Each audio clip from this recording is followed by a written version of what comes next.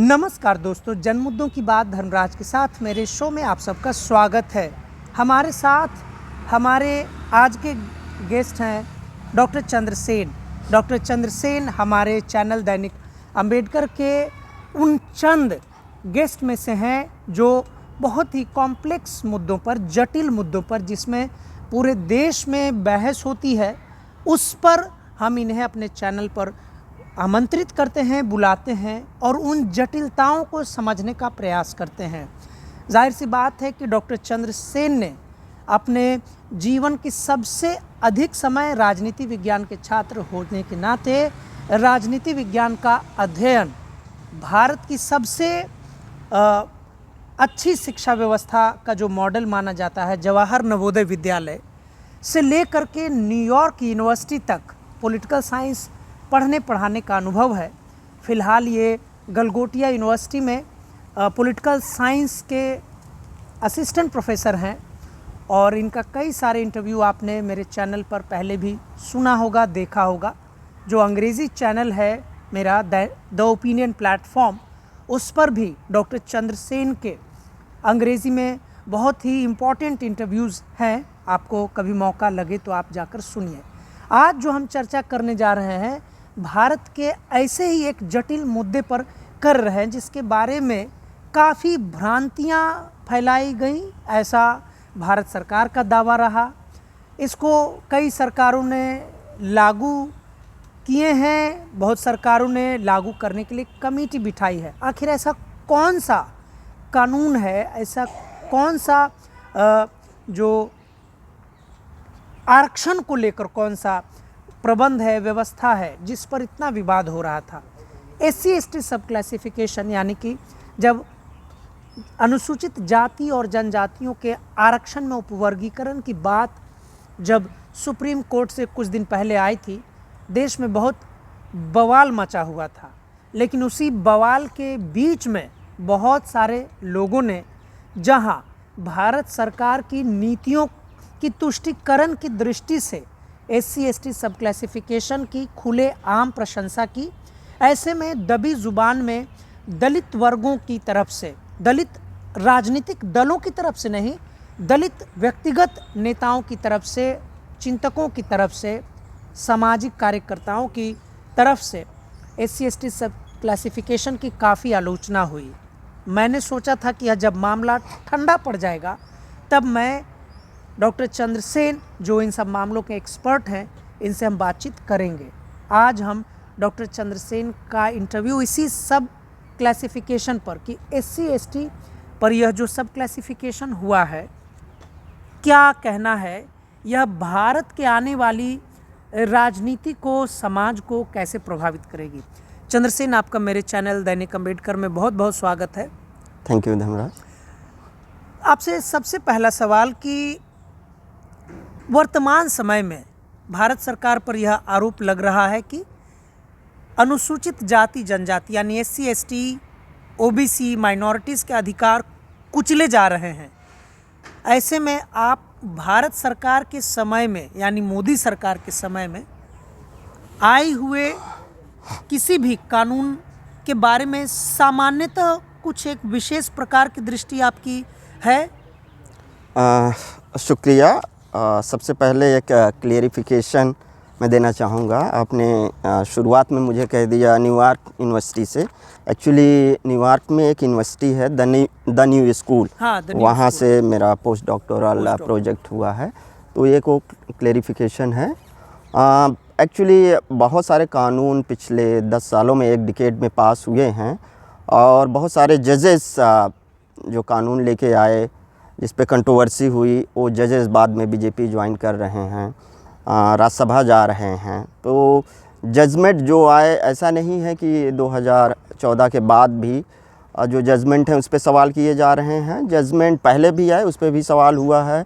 Supreme court के जो judgement आए उसको भी पार्लियामेंट ने बदला है।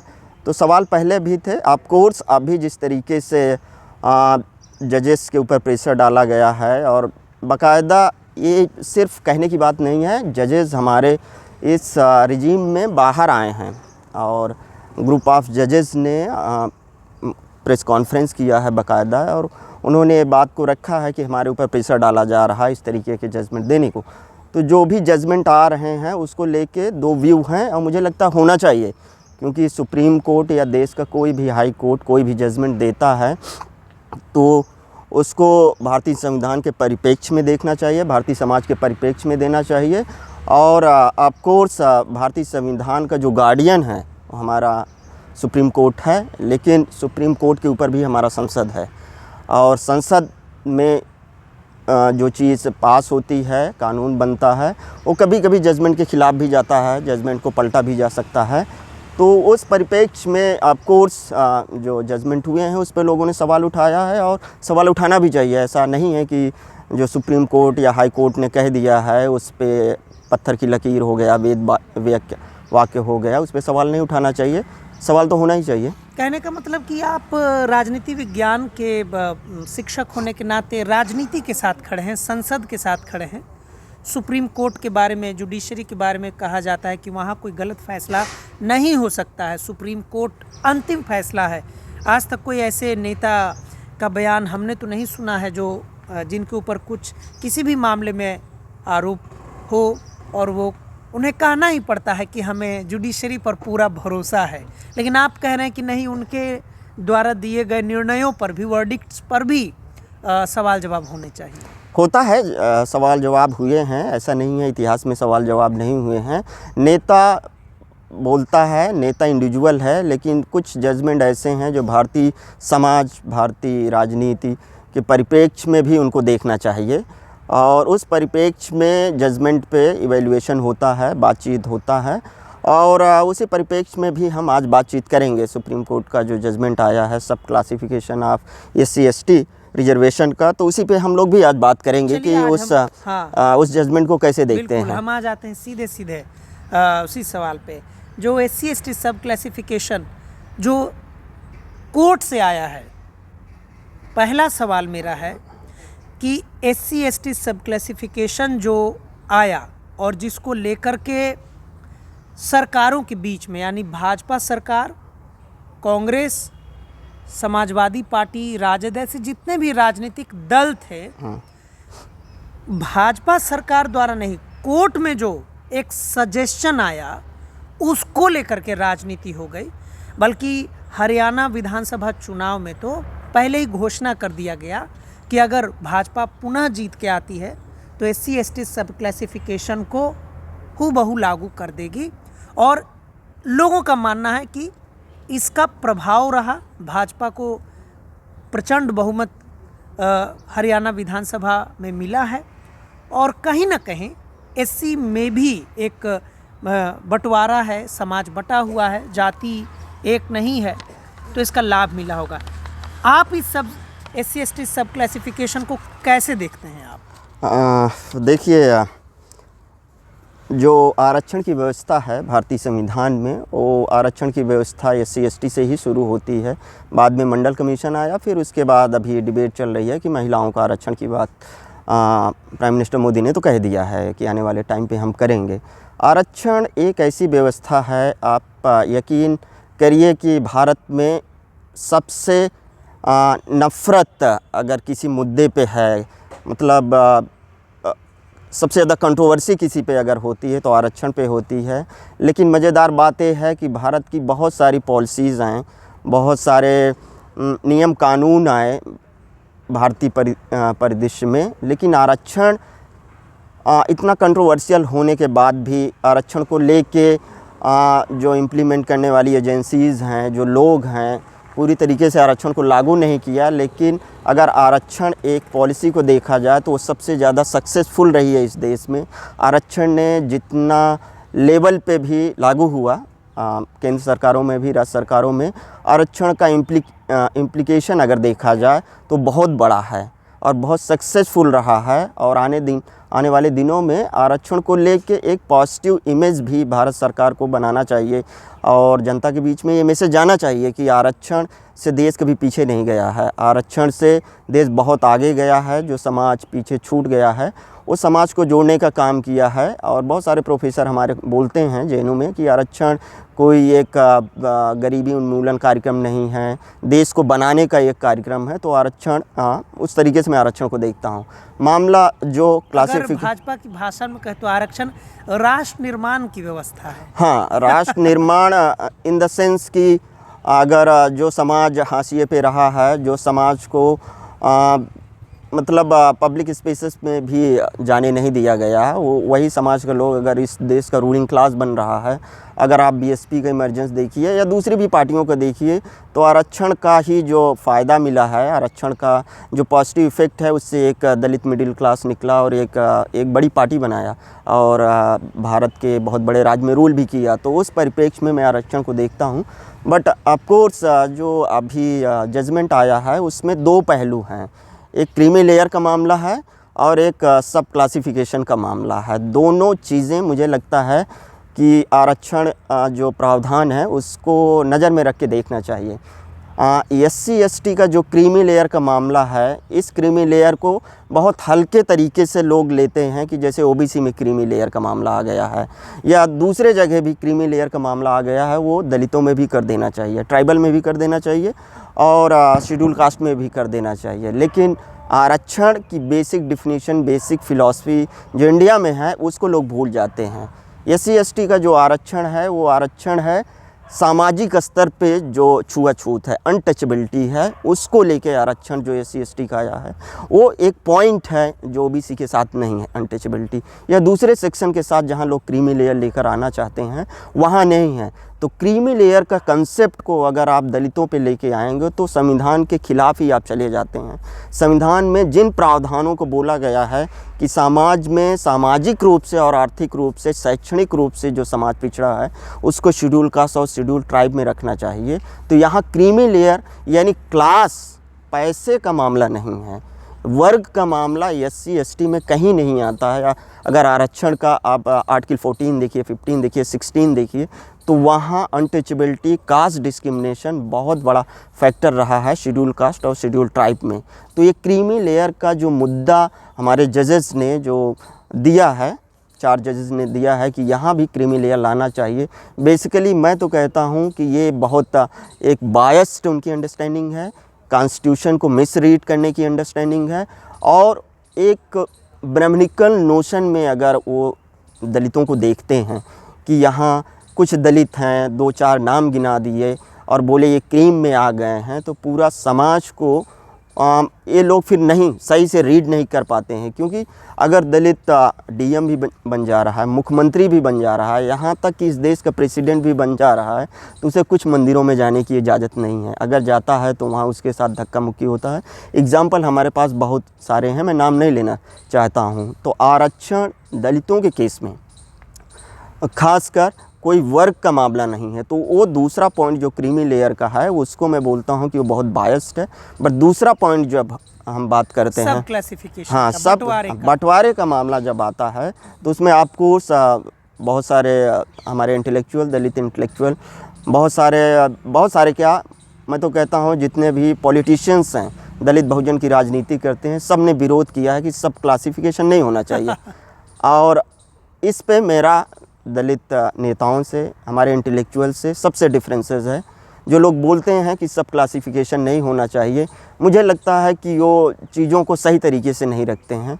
भारत में जाति व्यवस्था में जो दलितों का स्थान है सबसे नीचे है, लेकिन ऐसा नहीं है कि 4 वर्ण ही हैं, ऊपर वर्ण बैठा हुआ है, नीचे वाले को डिस्क्रिमिनेट करता है। दलितों के अंदर भी बहुत सारी ऐसी जातियां हैं जिसने अपने नीचे एक दूसरी उपजाति खोज ली है जिसको वो डिस्क्रिमिनेट करता है, अनटचेबिलिटी प्रैक्टिस करता है।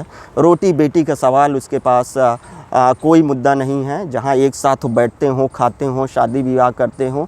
तो दलित को एक रूपता में जो लोग देखते हैं कि दलित इज़ ए होमोजेनियस कैटेगरी, ये गलत अंडरस्टैंडिंग है। अगर सोशोलॉजिकली हम देखें तो दलित कभी भी होमोजेनियस नहीं रहा है। बट इन टर्म्स ऑफ चातुर्वर्ण सिस्टम में आप देखोगे तो दलित के साथ जो होमोजिनिटी है वो इन टर्म्स ऑफ अनटचेबिलिटी है। अस्पृश्यता उनके साथ होमोजिनिटी है, जहाँ उनके साथ सबके साथ डिस्क्रिमिनेशन होता है by dominant upper caste, so called upper caste. But within दलितों में अगर देखा जाए तो ऑफ कोर्स वहाँ कास्ट बेस पे, इकोनॉमिक बेस पे डिस्क्रिमिनेशन है, एक्सक्लूजन है, भेदभाव है, छुआछूत है, शादी ब्याह नहीं होता है। और इस मुद्दे पे भी मुझे लगता है कि खुल के दलित इंटेलेक्चुअल्स को, पॉलिटिशियंस को बात करना चाहिए। लेकिन सरप्राइजिंग फैक्ट ये है कि लोग अभी भी सब क्लासिफिकेशन को लेके खुल के बात नहीं कर रहे हैं। और मुझे लगता है कि बहुत सारे लोगों ने इसका विरोध भी किया है और वो विरोध मुझे लगता है जायज़ नहीं है। सब क्लासिफिकेशन होना चाहिए with in Dalit, with in tribal, सब क्लासिफिकेशन होना चाहिए। और उसका फ़ायदा ये होगा कि नीचे जो दलित छूट गए हैं, जहाँ तक उनको फ़ायदा नहीं मिल पा रहा है रिजर्वेशन का, उनको मौका मिलेगा, वो भी समाज का एक हिस्सा बनेंगे। और जो लोग कहते हैं कि राष्ट्र निर्माण हो रहा है, तो राष्ट्र निर्माण में दलितों में, ट्राइबल में 4-5 जातियां ही हिस्सेदारी ना करें, बाकी जो हज़ारों और जातियां हैं जो पीछे छूट गई हैं, उनको भी मौका देना चाहिए कि वो राष्ट्र निर्माण, नेशन बिल्डिंग का काम को आगे बढ़ाएं। लेकिन सवाल है कि जिनको आप कह रहे हैं कि 1-2 जातियां हैं जिन तक सुविधा पहुंची है और इसीलिए बंटवारा होना चाहिए ताकि 1000 जातियां जो पीछे छूटी हुई हैं वह भी मुख्य धारा में आ सकेंगे, नौकरियों में आ सकेंगे। लेकिन जो नौकरियों में पहुंच चुके हैं, जो जिनका कह रहे हैं कि मेन स्ट्रीमिंग हो चुका है, मुख्य धारा में जुड़ चुके हैं, उनका एक आरोप है, इन तमाम 1000 जातियां जो पीछे छूटी हुई हैं, उनका आरोप है कि कहते कि ये वे छूटी हुई जातियां हैं जो लड़ती नहीं है फ्रंट पे आके, तो इनको अपना हिस्सा खाली चाहिए, लेकिन संघर्ष में नहीं रहते हैं, लड़ते नहीं हैं। तो लड़ेंगे तो इनको भी मिलेगा क्योंकि हम लड़े थे तो मैं आज यहाँ पर हूँ। ये एक तर्क है उनके पास, ये स्टेटमेंट है, हर जगह बोलते हैं। बल्कि ओबीसी में तो ये बहुत खुल के बोला जाता है। दलितों में आपस में लोग बात करते हैं या सभाओं में बात करते हैं। सभा जब अंबेडकर के बैनर तले कोई कार्यक्रम होगा तब बोलेंगे, फूले के बैनर तले बोलेंगे, सार्वजनिक बड़े बड़े मंचों पे नहीं बोलते हैं। लेकिन ये एक तर्क है उनका। कैसे आप इसको देखिए? जो इस तर्क को देख रहे हैं, जो ये लोग तर्क दे रहे हैं, मुझे मतलब हास्यास्पद है ये तर्क कि जो लोग लड़ा है उसे मिला है, और दलितों में या पिछड़ों में कुछ जातियां हैं जो लड़ रही हैं। हाँ, वो बाकी पूरे मलाई मारना चाहती हैं बैठे बैठे। देखिए, भारतीय समाज और दुनिया के समाज को देखिए ना, जहाँ डिस्क्रिमिनेशन है और ग्रेडेड इनइक्वालिटी है, वहाँ लड़ाई सिर्फ जंतर मंतर पे नहीं है, वो लड़ाई विधानसभा और संसद के सामने नहीं है। अगर कोई दलित है अपने गांव में बाबा साहब की जयंती मनाना चाहता है और उसको नहीं मनाने दिया जाता है और वहाँ वो संघर्ष कर रहा है, तो वो भी संघर्ष कर रहा है, वो भी लड़ रहा है, वो भी समाज में इक्वालिटी प्रैक्टिस कर रहा है। जो दलित बच्चा या जो दलित मजदूर अपनी मजदूरी के लिए खेतों में ज़मींदारों से संघर्ष कर रहा है, अकेले संघर्ष कर रहा है, वो भी इस समाज को डेमोक्रेटाइज़ करने के लिए, अंबेडकर के विज़न को आगे करने के लिए वो भी संघर्ष कर रहा है। दूसरी तरीके से भी इसको देखना चाहिए। मैं बता दूं कि जो लोग ये बात करते हैं कि कुछ जातियां और पॉलिटिकल पार्टीज़, क्योंकि जातियों की यहाँ पॉलिटिकल पार्टी हो गई हैं, अगर आप 90 के बाद बहुत तेज़ी से हुआ है। आप समाजवादी पार्टी को देखिए, आरजेडी को देखिए, इवन बहुजन समाज पार्टी उसी तरफ जा रही है, आरएलडी को देखिए, तो एक जातियों की पार्टी हो गई है। तो इनको लगता है कि एक जाति और उनकी पार्टी लड़ रही है। आपको बता दूं कि दुनिया में जितने सोशल मूवमेंट हो रहे हैं, 2000 के बाद जो फिनोमेना पैदा हुआ है, वहाँ पार्टियों का रिलेवेंस ख़त्म हो रहा है। सोशल मूवमेंट जो पैदा हो रहे हैं, ऑटोनॉमस सोशल मूवमेंट पैदा हो रहे हैं, वहाँ पार्टियों की कोई भागीदारी नहीं। बहुत सारे ऐसे मूवमेंट हो रहे हैं जहाँ पार्टियों को लोग बाइकआउट कर रहे हैं। किसान आंदोलन आप एग्जांपल ले लीजिए, किस राजनीतिक पार्टी ने लड़ा है? किसानों ने लड़ा है। इस देश में जो छोटे छोटे कानून बने हैं, महिलाओं के पक्ष में हो, ट्राइबल को जो डिस्प्लेसमेंट का मामला है, कौन सी राजनीतिक पार्टी लड़ रही है? सिविल सोसाइटी के लोग लड़ रहे हैं, वहाँ के छोटे छोटे ट्राइबल्स लोग लड़ रहे हैं। तो ये राजनीतिक पार्टियों को भी अभी रिलेवेंस पे सवाल पॉलिटिकल साइंस में आ गया है कि राजनीतिक पार्टियाँ, आप जैसे आप एक अभी बहुत ज्वलंत मुद्दा है जो हमारा लद्दाख का मुद्दा है।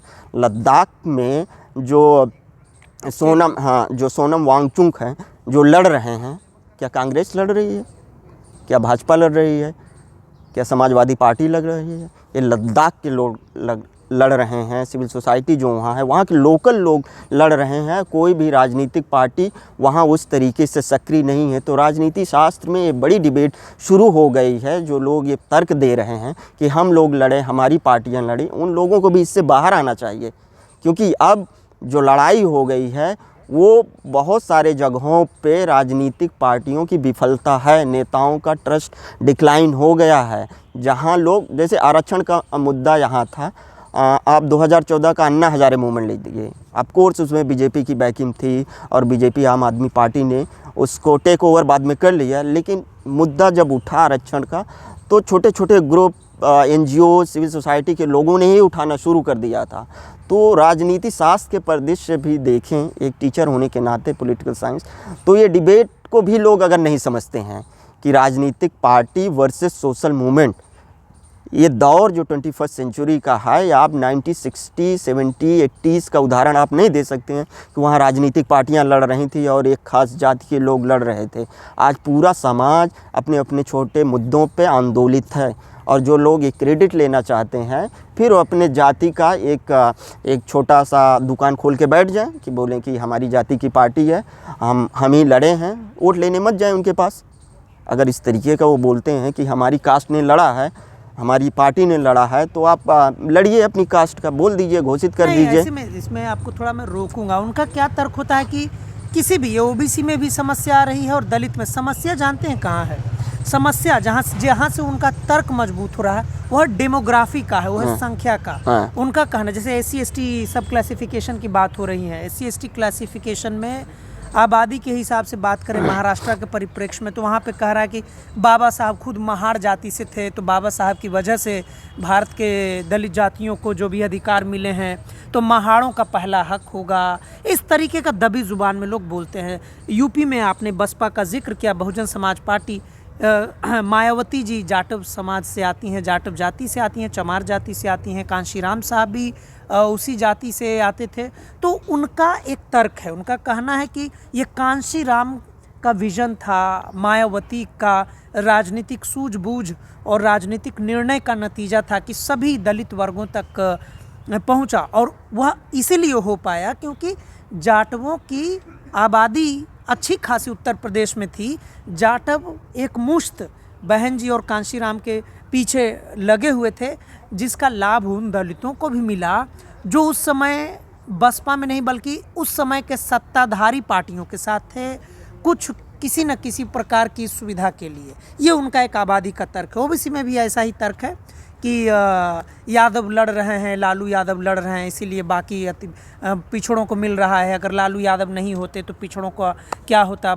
लेकिन मैं OBC पे आपसे नहीं पूछूंगा, SC ST पे ही पूछूंगा कि यह जो तर्क है कि जाटव यूपी में लड़ रहा है, महाड़ महाराष्ट्र में लड़ रहा है, कहीं दक्षिण भारत के राज्यों में ऐसी आबादी का तर्क है, फिर उसको आप कैसे कहेंगे, कैसे देखेंगे?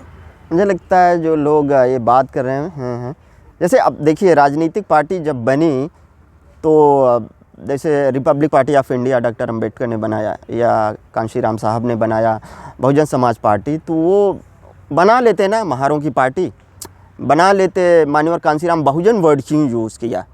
अगर एक कास्ट ही लीड कर रही है, उसी के नेता पैदा हो रहे हैं, तो बहुजन वर्ड आप क्यों यूज़ कर रहे हैं, या रिपब्लिकन पार्टी आप क्यों बना रहे हैं? तो ये जो लोग ये तर्क दे रहे हैं वो बाबा साहब के भी खिलाफ़ बात कर रहे हैं, मान्यवर कांशीराम के भी खिलाफ़ बात कर रहे हैं। और ये मुझे लगता है कि अपनी जाति का जो ब्राह्मणवादी हमारा जो समाज है कि अपनी जाति पे जो तांडव करने का जो श्रेष्ठता बोध जो ब्राह्मणों से लेके क्षत्रियों से लेके ऊपर से नीचे तक अभी आया है, वही ब्राह्मणवादी तर्क है कि हमारी जाति महान है, इस जाति ने वेद पुराण लिखे, इस जाति ने क्षत्रियों ने फलाने से लड़ा। तो उसी तर्क, ये ब्राह्मणवादी तर्क उसी सेंस में हो जाता है कि हमारी जाति लड़ रही है, हमारे जाति के नेता हैं।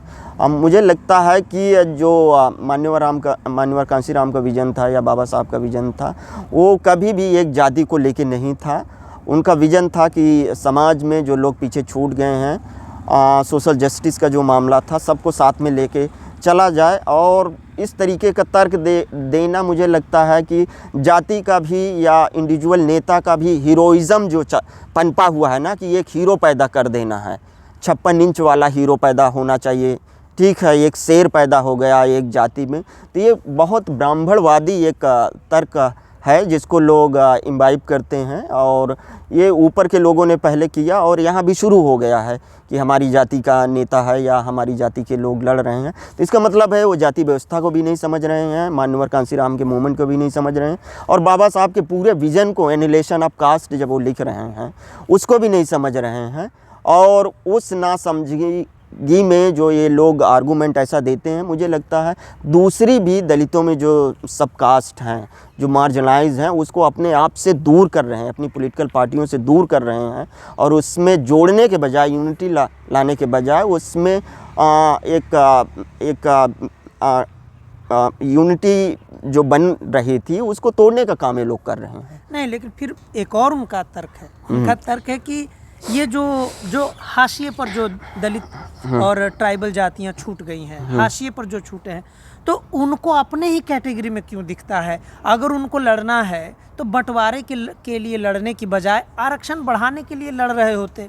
उनको जो मिला है, बहुत संघर्षों के बाद 7.5% मिला है, 15% मिला है, जो भी टोटल मिला है उसी में 75 बंटवारा करना है। अगर उनको इतनी जागरूकता है, इतना उनको अधिकारों के बारे में जागरूकता है, तो वो कहें कि आरक्षण बढ़ाने की मांग क्यों नहीं कर रहे हैं, आरक्षण बढ़ाने के लिए क्यों नहीं लड़ रहे हैं। बल्कि उनका तो यह भी कहना है कि उनकी जो इन हाशिए पे छूटे समाज से जो नेता निकल रहे हैं, जिनका सरकारी नौकरी या मुख्य धारा तक किसी न किसी मामले में पीछे छूट जा रहे हैं, ये लोग जो दिया गया है, जो बहुत मेहनत से मिला है, उसमें जो लोग हैं उसके खिलाफ मन में विचार लाने की जगह जो ब्राह्मणवादी ताकत हैं, जो यूआर कैटेगरी में हैं, जनरल में हैं, उनके खिलाफ क्यों नहीं मोर्चाबंदी करते हैं, वहाँ उनकी नज़र क्यों नहीं है। जो पोस्ट एनएफएस हो जाता है, जिन पोस्टों पे बहाली नहीं की जाती है, उन पोस्ट पे क्यों नहीं लड़ते हैं। जो मिला है 15.5 उसी के पीछे पड़े रहते हैं, क्योंकि उनके भीतर एक जाति ईर्ष्या है और भाजपा की तरफ से खेलते हैं। ये उनका आरोप है, उधर का आरोप है ये। आप जो हमारा सुप्रीम कोर्ट का जजमेंट आया है हरियाणा वाला, उसी हरियाणा वाले जजमेंट को अगर आप पढ़िए तो उस जजमेंट में 2-3 चीज़ें जो आई हैं, उसमें जो वहाँ का दूसरी दलित जातियाँ थी, वाल्मीकि जातियाँ थी, अगर उनके आंदोलन को देखिए या उस जजमेंट में जो चीज़ें आई थी, उसमें जजमेंट में ये भी कहा गया था, जो पहले वहाँ रूल था कि जो सब क्लासिफिकेशन हरियाणा में चल रहा था, उसमें मामला जो एनएफएस का आप बोल रहे हैं, उसमें मामला ये भी था कि अगर एनएफएस हो जाता है उस सब क्लासिफिकेशन के बाद, जिन जातियां में कैंडिडेट नहीं हैं, तो वो सीट जनरल को ट्रांसफ़र ना की जाए, बाकी जो दलित हैं दूसरे उनको दिया जाए। तो ये आर्गूमेंट करने वालों को मुझे लगता है जानकारी का अभाव है कि लोग बात नहीं कर रहे हैं, या जजमेंट जहां भी आए हैं उनको जानकारी इस बात की होना चाहिए कि हरियाणा ये केस ऐसा है कि अगर एनएफएस होता है तो वहाँ जनरल को जो सीट कन्वर्ट होती है 3 बार के बाद, वो जनरल में कन्वर्ट ना होके दलितों को ही दी जाए, जो क्लासिफिकेशन के बाद सीटें बच जाती है। तो मामला ये है। दूसरा मामला ये है कि जो लोग कहते हैं कि आरक्षण का कैप जो है वो हटना चाहिए, मुझे ऐसा नहीं लगता है कि इस देश में कोई भी दलित हो जो गांव का है। उनका कहना आरक्षण का कैप नहीं हटना चाहिए। उनका कहना है कि जो मिला हुआ है, हाँ, बहुत कम है आबादी के हिसाब से। भारत में एससी एसटी की जितनी आबादी है उसके अनुपात में यह 15% नहीं माना जा सकता है, बल्कि सबसे अधिक आरक्षण तो यूआर कैटेगरी में है। वहाँ क्यों नहीं आरक्षण बढ़ा 15 से 20-25 करने के लिए ये जातियाँ इतने वर्षों से क्यों नहीं संघर्ष कर रही हैं? ये आरोप उन पर है। नहीं, तो ये इस तरीके का आर्गूमेंट देने के लिए लोग दे सकते हैं, लेकिन इसका कोई डेटा भी लोग कोई देगा कि कौन जातियाँ इसकी डिमांड कर रही हैं, कौन जातियाँ नहीं डिमांड कर रही हैं। मुझे नहीं लगता है इस देश में कोई भी दलित इस बात पे चुप है कि पहले हम यहाँ आरक्षण ले लें और आरक्षण को बढ़ाया ना जाए। मुझे तो ये भी बहुत क्योंकि मेरा काम पीएचडी मेरा दलितों पे है, दलितों पे और चाइनीज़ एथनिक माइनॉरिटीज़ पे मैंने जो पीएचडी किया है, मैंने तो ये भी देखा है कि जो दलितों की डिमांड है सिर्फ आरक्षण बढ़ाने की डिमांड नहीं है, दलितों की ये डिमांड है, और ये दलित जो वर्ड मैं यूज़ कर रहा हूँ वो सिर्फ कुछ जातियों के लिए नहीं है, ये दलितों की यहाँ भी डिमांड है कि प्राइवेट सेक्टर में भी आरक्षण होना चाहिए। तो ये मनमाना तरीके से अगर लोग बोल दें कि ये लोग वहाँ की बात नहीं करते, ईर्ष्या है इनको इसलिए यहाँ अपने घर में ही फूट डालना चाहते हैं, इस हिस्से को लेना चाहते हैं, तो मुझे लगता है इसमें मंशा का भी सवाल है कि आप वहाँ बोलेंगे कि पहले वहाँ सॉल्व कर लिया जाए फिर यहाँ हम देंगे, तो मामला वही हो गया कि क्यों नौ मन तेल कहाँ होगा और कहाँ राधा नाचेगी। एटलीस्ट आप इस बात पे तो एग्री करिए कि आरक्षण का जो फ़ायदा मिला है उसमें कुछ खास डेटा है हमारे पास, ऐसा नहीं कि हम मन गढ़ंत कहानियाँ बना रहे हैं। ऑफ कोर्स भारत का समाज जो है, जो थोड़ा सा आगे था पढ़ा लिखा, उसको फ़ायदा मिल गया है, तो उसको फ़ायदा मिलता रहे, लेकिन जो लोग पीछे छूट गए हैं उनको भी फ़ायदा मिले, और दोनों जॉइंट होके एक बड़ी मुहिम छेड़ें कि आरक्षण की सीमा भी बढ़ाएं, जो 15% है उसको 20% करें, प्लस प्राइवेट सेक्टर में भी आरक्षण की डिमांड करना चाहिए, और डिमांड हो रही है। तो पहले आप अपनी यूनिटी बनाइए, और उसमें यूनिटी तभी बनेगी जब इस सब क्लासिफिकेशन का आप सपोर्ट करेंगे। आप तो पहले ही लाइन खींच दिए हैं कि पहले वहाँ डिमांड कर लो, ये हमारा है। किसने आपको दे दिया कि ये आपका है? संविधान ने आपको दे दिया या बाबा साहब ने कह दिया कि सिर्फ कुछ जातियों का ये आरक्षण है? मानवर कांसीराम ने बोला कि कुछ जातियों का ये आरक्षण है, दूसरी जो जातियाँ पीछे छूट गई हैं वो पहले कैप को बढ़ाने की बात करें, पहले प्राइवेट सेक्टर में आरक्षण की बात करें, पहले 15% से 20% तक ले जाएं, तब हम यहाँ देंगे। तो आप तो वही बात कर रहे हैं, पूरा ब्राह्मणवादी तर्क ही दे रहे हैं कि नहीं नहीं नहीं नहीं आरक्षण आ जाएगा तो जनरल बच्चों का क्या होगा।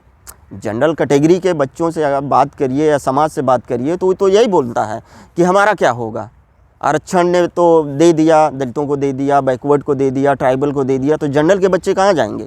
तो वही तर्क अगर दलित जो दलित आगे बढ़ चुके हैं, यूनिवर्सिटियों में हैं, ब्यूरोक्रेसी में हैं, अगर वो लोग तर्क देते हैं तो वो भी उसी ब्राह्मणवादी तर्क को ही आगे कर रहे हैं कि यहाँ बंटवारा हो जाएगा तो सीट एनएफएस में चली जाएगी। भाई एनएफएस में सीट चली जाएगी तो दलित भी, आप तो जानते हैं कि इस देश में दलितों को लेके जो भी इंटरव्यू हो रहे हैं वहाँ एक दलित जो होता है ऑब्जर्वर के रूप में बैठा होता है। अगर वहाँ कोई इंटरव्यू दलित देने जाता है बच्चा, तो वहाँ एक दलित कैंडिडेट होता है जो ऑब्जर्वर के रूप में बैठा रहता है। हाँ, लेजन ऑफिसर बोलते हैं, और उसका काम है देखना कि जो दलित बच्चा जा रहा है उसके साथ भेदभाव ना हो। तो ये जो ऑफिसर वहाँ बैठा हुआ है वो कौन जाति का आदमी बैठा हुआ है? सवाल तो ये भी होना चाहिए, क्या वो जो पहली बार जिसको आरक्षण का फ़ायदा मिल रहा है, या कि जो 2 पीढ़ियाँ आरक्षण का फ़ायदा ले चुकी हैं वो आदमी वहाँ बैठा हुआ है? और हम लोग तो सब जानते हैं कि दिल्ली यूनिवर्सिटी में, जेएनयू में, या देश भर की जितनी यूनिवर्सिटियों में इंटरव्यू हो रहा है, वहाँ जो ये लोग लाइजन ऑफिसर बैठा हुआ है वो क्या काम करता है? वहाँ बैठ के चाय पीता है, बिस्किट खाता है, एक शब्द ये लोग नहीं बोल पाते हैं। तो आप उन दलितों से जो रोजी रोटी अपना पेट नहीं पाल पा रहा है उनसे बोल रहे हैं आप लड़ें, और जहां आपको लड़ने की बारी आ रही है आप वहां कुछ नहीं बोल रहे हैं। आप अपनी सीट बचा रहे हैं, अपने इंटरेस्ट वहां बचा रहे हैं। जहां दलितों का हक छीना जा रहा है वहां आप कुछ नहीं। एनएफएस जहां एनएफएस हो रहा है वहां हर दलित लाइजन ऑफिसर बैठा हुआ है। क्या दलित इस देश का, जो लोग ये तर्क दे रहे हैं कि सब क्लासिफिकेशन से दलितों की सीट कम हो जाएगी या कुछ लोगों को नहीं मिलेगा या एनएफएस हो जाएगा, वो दलित जो लाइजन ऑफिसर बन के बैठाए जाते हैं वो लोग जवाब देंगे कि आपके बैठे रहने के बावजूद भी वो सीट एनएफएस क्यों चली गई है, नॉट फाउंड सूटेबल क्यों हो जा रहा है। दलित ने पीएचडी कर लिया, जेएनयू से पीएचडी किया, डीयू से पीएचडी किया है, और जेएनयू डीयू में भी एनएफएस हो रहा है। हमने आरटीआई, हम सब ने आरटीआई देखा है कि जो बच्चा इलाहाबाद यूनिवर्सिटी से पीएचडी किया है, डीयू से पीएचडी किया है, कितना क्वालिफिकेशन आपको चाहिए कि वहाँ ब्राह्मणवादी लोग बैठे हैं, एनएफएस कर दिया और आप साइन करके चले आ रहे हैं। इसकी जवाबदेही कौन तय करेगा? तो इस तरीके का तर्क देना ये बहुत बचकाना तर्क है, ब्राह्मणवादी तर्क है। आप खुद दलित यूनिटी को तोड़ने का काम कर रहे हैं। वो दलित जो डिमांड कर रहे हैं सब क्लासिफिकेशन का, वो दलित यूनिटी नहीं तोड़ना चाहते हैं। पहले आप उनको हिस्सा तो अपना बनाइए। जब रिजर्वेशन की बात हुई 1932 का पूना पैक्ट याद करिए, उस समय गांधी हिस्ट्री में कभी भी आमरण अनशन पे नहीं बैठे। आमरण अनशन पे कभी नहीं बैठे, लेकिन पूना पैक्ट पे जब डॉक्टर अंबेडकर दलितों के हक के लिए लड़ रहे थे तो गांधी का तर्क क्या था? हिंदू समाज टूट जाएगा, विभाजन हो जाएगा। आज सब क्लासिफिकेशन का मुद्दा आया तो दलितों का क्या तर्क है? दलित यूनिटी टूट जाएगी। Unity at the cost of what? आप कौन सी यूनिटी बनाना चाहते हैं? किसी का हक मार के आप यूनिटी बनाना चाहते हैं? किसी को उसकी हिस्सेदारी न दे के आप यूनिटी बनाना चाहते हैं? ऐसी यूनिटी तो कभी नहीं बनने वाली है। आपकी यूनिटी तब बनेगी जब आपका नेता, आपका इंटेलेक्चुअल खड़ा होके बोले कि जो सब क्लासिफिकेशन है उसमें जो हमारे भाई छूट गए हैं हम उनको लेके आएंगे, साथ में रहेंगे, और जब साथ में हो जाएंगे तो एक साथ हम प्राइवेट सेक्टर में रिजर्वेशन की बात करेंगे। दलित का जो पॉपुलेशन बढ़ गई है 15% ना हो के 20% होना चाहिए, 25% होना चाहिए। जो 50% का कैप लगा हुआ है उसको तोड़ना चाहिए। ये जब यूनिटी बनाएंगे तब ये कर पाएंगे, नहीं तो कभी संभव नहीं है। ब्राह्मणवादी ताकतें बहुत मजबूत हैं और आप कोई भी यूनिटी, पॉलिटिकल यूनिटी तो बनने से रही नहीं बना सकते हैं। सामाजिक यूनिटी तो भारत में है ही नहीं है। जाति की यूनिटी है इस देश में, कोई सामाजिक यूनिटी नहीं है। जो लोग मुगालते में हैं कि दलितों में सामाजिक यूनिटी है, कोई सामाजिक यूनिटी नहीं है। हम गांव से आते हैं, हम जानते हैं अच्छी तरीके से कि भारतीय ग्रामीण व्यवस्था में दलितों के बीच में अनटचेबिलिटी किस लेवल तक है। शादी ब्याह नहीं होता है, मोहल्ले भी अलग हैं, एक टोला उधर है, दूसरा टोला उधर है। तो दलित कोई होमोजीनियस कैटेगरी नहीं है। सबसे पहले हमें देख लेना चाहिए दलित हेट्रोजीनियस कैटेगरी है, उसमें लेयर है, उसमें बंटवारा है, उसमें भेदभाव है, जातीय स्तर पे भी और आर्थिक स्तर पे तो हर जगह होता ही है। नहीं, लेकिन जो टाइमिंग है ना SC ST सब क्लासिफिकेशन का, उसको लेकर इस जजमेंट के खिलाफ मन में एक शक शुबह तो पैदा होती है कि मोदी सरकार आने के बाद बसपा जैसी पार्टी भी लगभग अपने डाउनफॉल की तरफ है, पतन की तरफ है, और उसके बाद से ये SC ST सब क्लासिफिकेशन जैसी चीज़ों का कोर्ट से आ जाना, ये सब मिला के जो एक तर्क बनता है कि माहौल बनाया जा रहा है, दलित विरोधी ही षड्यंत्र रचा जा रहा है। आप कहीं इस षड्यंत्र को जस्टिफाई तो नहीं कर रहे हैं? देखिए, मोदी गवर्नमेंट आने के बाद आप कोर्स दलितों पे अटैक बढ़े हैं। NCRB का डेटा है। कोई भी मुख्यमंत्री भारतीय भाजपा का ये नहीं कह सकता है कि जब उनकी सरकार आई तो दलितों पे अत्याचार कम हो गए। उत्तर प्रदेश से हम लोग आते हैं, उत्तर प्रदेश में देखते हैं दलितों पे अत्याचार बढ़ा है और दलितों के जो राइट्स थे उस पे अटैक हुआ। SC ST जो एक्ट था, अप्रैल का मूवमेंट हमें याद है, और उसमें फिर वही बात आती है कि जो अप्रैल का मूवमेंट था SC ST एट्रोसिटीज़ एक्ट बचाने में, उसमें कौन से दलित, जो 13 दलित मारे गए हैं वो कौन से दलित थे भाई? उसमें भी तो सवाल है कि वो किस कास्ट, किस समूह से आते हैं जो रोड पे लड़ रहे हैं, मध्य प्रदेश में गोली खा रहे हैं, छोटे छोटे ज़िले में नहीं जो आंदोलन कर रहे थे वो कौन से दलित थे? हाँ, जो जेल चले गए हैं, अभी उनके ऊपर मुकदमा है, वो कौन से दलित हैं? जो दिल्ली में बैठे हुए हैं, जो लखनऊ में बैठे हुए हैं, बड़ी बड़ी सिटीज़ में बैठे हुए हैं, सिर्फ वही दलित लड़ रहा था। अप्रैल का जो मूवमेंट था, उस मूवमेंट को अगर देखा जाए तो देश के हर दलित रोड पे आया और लड़ा। तो आपको भाजपा सरकार आने के बाद भाजपा ने दलितों पे ही नहीं बल्कि OBC के सेक्शन पे, ट्राइबल लैंड पे अटैक किया है। प्राइवेटाइजेशन बहुत तेज़ी से बढ़ा है, रिजर्वेशन खतरे में है, संविधान पे अटैक हुआ, ये सारी चीज़ें हो रही हैं। लेकिन अगर क्लासिफिकेशन का मुद्दा आता है और उस पर आप मंशा पे बात करें या टाइमिंग पे बात करें तो उसको भी ध्यान में हमें रखना है। लेकिन टाइमिंग के बहाने आप समाज में जो एक चर्निंग है, जो एक बदलाव है, उसको रोकिए मत। जो एक डिमांड है जो चल रही है 90s के बाद, जिस तरीके से LPG आया, उदारीकरण का जो दौर चला है, उसमें प्राइवेटाइजेशन हो गया, महंगाई बढ़ गई है, तो दलितों की हालत और ख़राब होती जा रही है। प्राइवेट सेक्टर में, हम लोग प्राइवेट यूनिवर्सिटी में पढ़ाते हैं, प्राइवेट सेक्टर बहुत तेज़ी से बढ़ा हुआ है। सरकारी नौकरी 3 से 4% बची हुई है और दलितों को प्राइवेट सेक्टर में कहीं घुसने नहीं दिया जा रहा है। अगर सरकारी नौकरियों में भी जो दलित पीछे छूट गए हैं, अगर आप उनको मौका नहीं देंगे तो उन दलितों का क्या होगा? उनकी लड़ाई कौन लड़ेगा? उनकी बात कौन करेगा? तो ये सवाल टाइमिंग का आप कोर्स आप सवाल करिए भाजपाई एजेंडा हो सकता है, भाजपा ने किया, लेकिन जो जेन्युइन सवाल है उनसे भी आपको जूझना पड़ेगा, आपको उन सवालों को सही तरीके से रखना पड़ेगा। सवाल ये है कि बहुत सारे इंटेलेक्चुअल्स को मैं देख रहा हूँ, मतलब दलित इंटेलेक्चुअल ने तो अपना मजाक उड़ा लिया है। दलित इंटेलेक्चुअल जो अभी तक पिछले 70 सालों में जिस चीज़ की डिमांड करता था, इक्वालिटी की डिमांड करता था, सोशल जस्टिस की डिमांड करता था, बहुजन शब्द कॉइन किया, बहुजनों की लड़ाई की बात करता था। दलित यूनिटी नहीं, ओबीसी को भी लेना है, ठीक है, ट्राइबल को लेना है, ये एक बहुजन समाज बनाना है। और जब दलितों में विदिन दलित रिजर्वेशन की डिमांड हो गई तो सब अपने अपनी जात का नेता पैदा हो गया, अपनी अपनी जात का इंटेलेक्चुअल पैदा हो गया। आप अपने अपने इंटरेस्ट को फुलफ़िल करने लगे। तो आपने नारा क्यों दिया कि जिसकी जितनी संख्या भारी उसकी उतनी हिस्सेदारी? बहुजन का आपने स्लोगन क्यों दिया? तो इसका मतलब ये छलावा था। आप अभी तक उन दलितों के साथ छलावा कर रहे थे, बहुजन यूनिटी के नाम पे, दलित यूनिटी के नाम पे, जिसकी जितनी संख्या भारी उतनी हिस्सेदारी। तो जो 2% हैं, 3% हैं, 4% दलित हैं, उनकी संख्या का क्या? तो या तो आप स्लोगन झूठ दे रहे थे।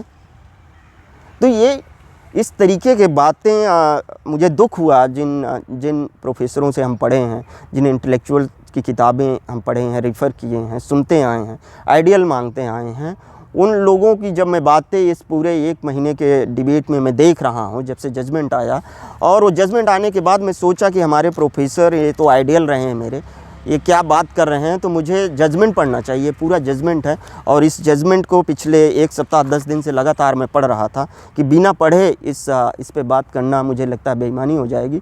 और पढ़ने के बाद मुझे लगा कि नहीं, कुछ बातें तो छुपा रहे हैं, चाहे वो नेता हों चाहे इंटेलेक्चुअल हों, इस पे खुल के बात होना चाहिए। और मुझे लगता है कि ये सब क्लासिफिकेशन आप तर्क देते रहिए, लेकिन ये सब क्लासिफिकेशन की डिमांड बढ़ने वाली है, कम नहीं होने वाली है। और जो दलित पीछे छूट गए हैं वो अपना हक लेंगे एक दिन। मुझे नहीं पता है कि आपने मेरे ही चैनल पर योगेंद्र यादव का भाषण मैंने अपलोड किया हुआ है इसी SC/ST सब क्लासिफिकेशन पे। उसमें वो तो पहले दिन से समर्थन में थे। आज तो आपका इंटरव्यू बहुत देर से हो रहा है इस मुद्दे पर, बल्कि इत्मीनान से हो रहा है। इन्होंने पूरी जजमेंट को बहुत इत्मीनान से पढ़ा है। आप देख सकते हैं यह 140 पेज के जजमेंट को इन्होंने पढ़ा है, अंडरलाइन किया है, बहुत बारीकी से समझ के। इसी का हम इंतज़ार कर रहे थे कि ये गंभीर स्कॉलर हैं तो ईमानदारी से पढ़ के, हवाबाजी नहीं, किसी को खुश करने की दृष्टि से नहीं, ईमानदारी से पढ़ेंगे। लेकिन ऐसा क्यों होता है कि योगेंद्र यादव का भी तर्क, मतलब निष्कर्ष एक ही है, तर्क तो अलग अलग है। निष्कर्ष जो उनका है कि होना चाहिए, आपका भी निष्कर्ष है कि होना चाहिए, लेकिन योगेंद्र यादव इसी SC/ST सब क्लासिफिकेशन के बहाने से बहन जी के बारे में पब्लिक टॉक में कह देते हैं कि मुझे तो बहन जी शुरू से मुझे वो पसंद नहीं, उनकी पॉलिटिक्स पसंद नहीं है। तो आपको नहीं लगता है कि इस तरीके के जो योगेंद्र यादव जी जैसे जो माने एक्सेप्टेड पब्लिक डिस्कोर्स में एक्सेप्टेड लोग SC/ST सब क्लासिफिकेशन में SC/ST के हक के लिए लड़ने के नाम पे बहुजन नेता मायावती के बारे में खुले रूप से कहने का एक मौका मिल जाता है? यही तो आरोप लग रहा है कि ऐसे लोगों को ही मजबूती मिल रही है जो दलित विरोध करते हैं। कोई ना कोई बहाना चाहिए। इस बार का बहाना, ताज़ा बहाना SC/ST सब क्लासिफिकेशन था। इस बार का बहाना सब क्लासिफिकेशन है कि अंत में योगेंद्र यादव को समर्थन देना है। आप भी समर्थन दे रहे हैं कि होगा, बल्कि आप तो यहाँ तक करें कि बढ़ेगा आने वाले समय में।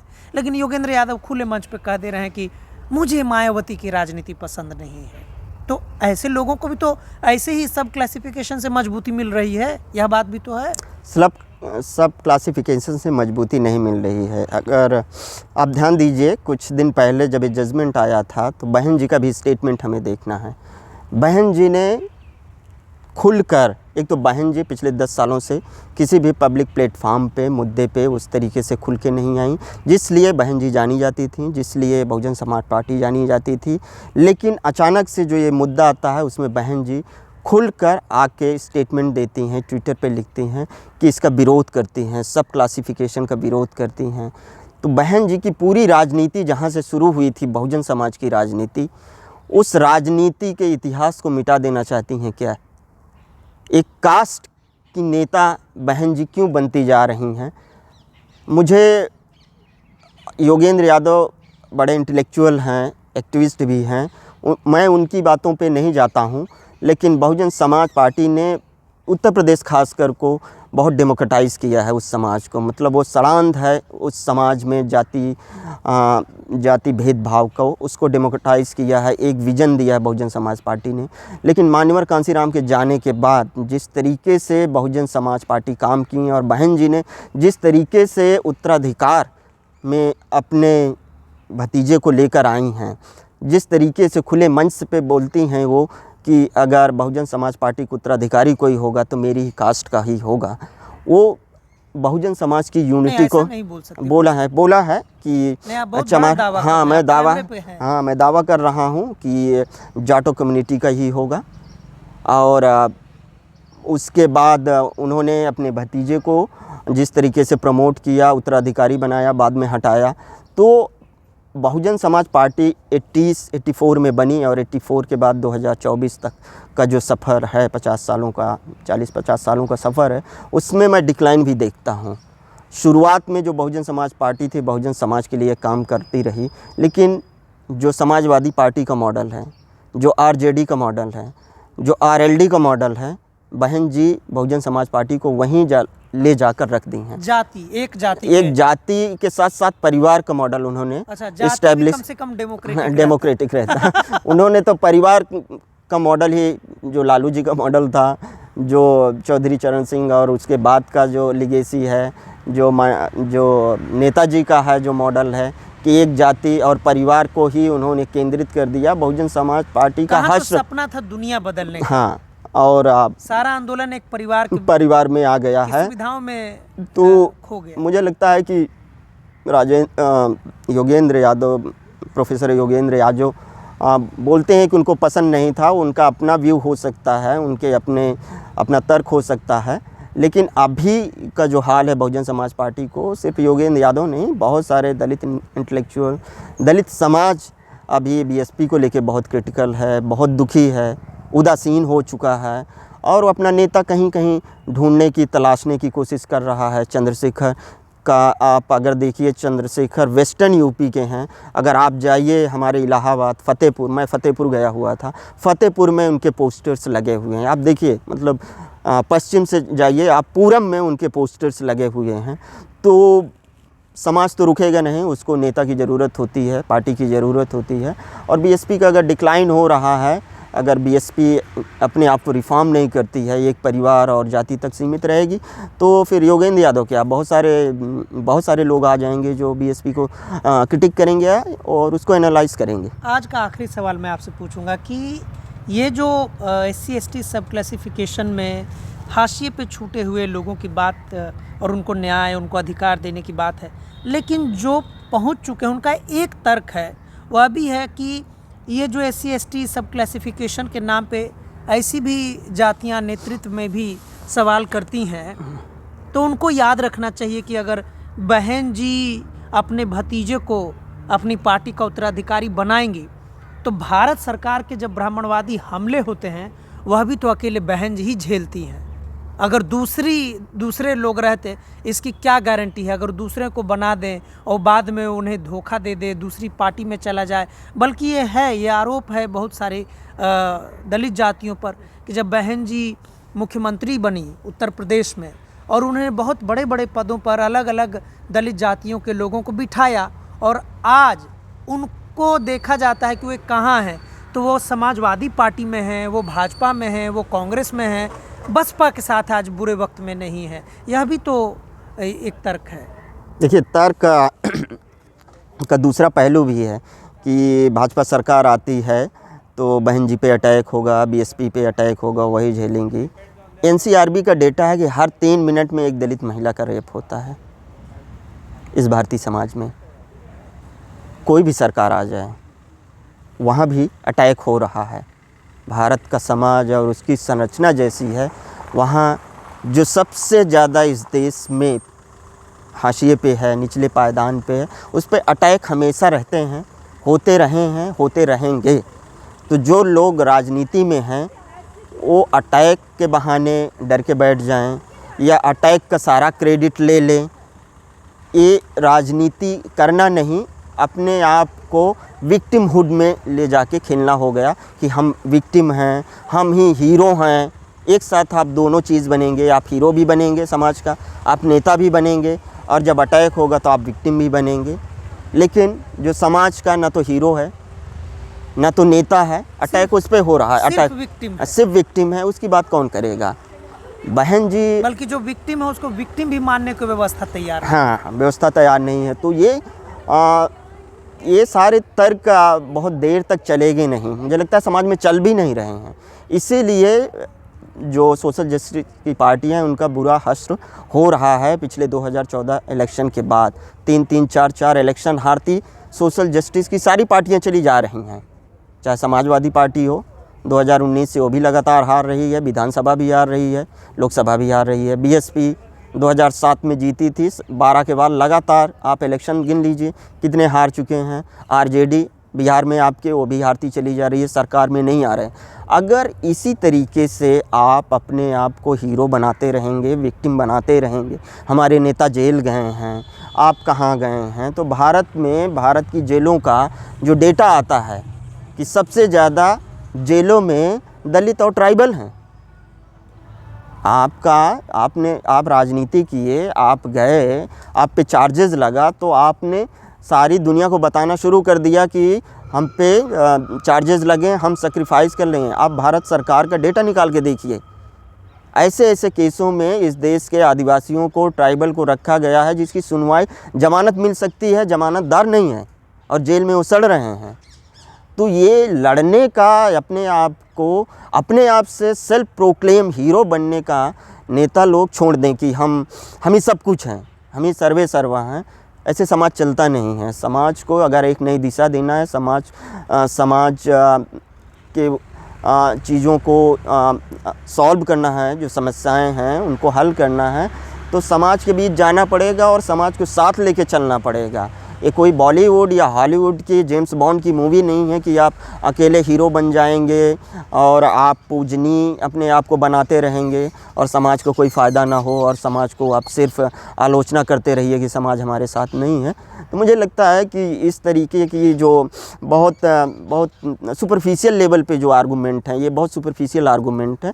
आप डीप डाउन पे जाइए, दुनिया भर में जो परिवर्तन हुआ है और वो परिवर्तन में हीरोगिरी की कोई जगह नहीं रही है। ऑफ कोर्स नेता पैदा हो गए हैं, समाज ने उन्हें नेता मान लिया, but this is a collective fight और we need to have this unity where we can go collectively fight against this Brahminical social order. साथियों, आप सुन रहे थे डॉक्टर चंद्रसेन, जो पेशे से असिस्टेंट प्रोफेसर हैं पॉलिटिकल साइंस के। बहुत ही मेहनत से, ध्यान से, क्रिटिकली इन्होंने SC/ST सब क्लासिफिकेशन के सुप्रीम कोर्ट के जजमेंट को पढ़ा और अपने विचार हमारे सारे दर्शकों के लिए मेरे चैनल दैनिक अम्बेडकर पर रखा। आप इस पूरे डिबेट को सुनिए। अगर आपके मन में कोई हमारे गेस्ट डॉक्टर चंद्रसेन से सवाल है तो कमेंट बॉक्स में बिल्कुल बेझिझक, निर्भीकता पूर्वक अपना सवाल लिखिए। हम कोशिश करेंगे, बल्कि ऐसा करेंगे कि आपके सवालों का जवाब देने के लिए हम फिर से डॉक्टर चंद्रसेन को अपने चैनल पर इसी मुद्दे पर आमंत्रित करेंगे, इनसे डिटेल में बात करेंगे। आज के लिए इतना ही, आगे हम फिर मिलेंगे अगले मुद्दे पर। तब तक के लिए शुक्रिया, धन्यवाद। आपका भी बहुत बहुत धन्यवाद। Thank you.